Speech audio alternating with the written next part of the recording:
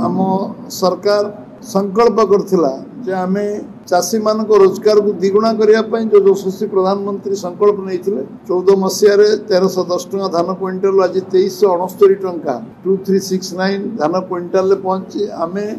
Input subsidy 31 टका धान quintal खरीफ और रबी फसल धान को आमे खरीद करचु। मुख्यमंत्री आम कृषि मंत्री पूरा टीम को धन्यवाद दूची जे समाने जहाँ जहाँ आमे संकल्प पत्र भारतीय जनता पार्टी लिखिथिला मैनिफेस्टो रे ताकू कार्यकारी से अक्षरशा करचंती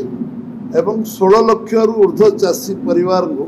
समाने इनपुट सब्सिडी असिस्टेंस देइछन एवं सुभद्रा योजना रे कमिटमेंट आमे करथुलु 3टा इंस्टॉलमेंट भौणी माने मां माने पाई सारिछन एवं जगन्नाथ मंदिर द्वार खोलिबाटू रत्न भंडार खोलिबाटू 500 कोटी टंका आमे रिवॉल्विंग फंड दबारे हो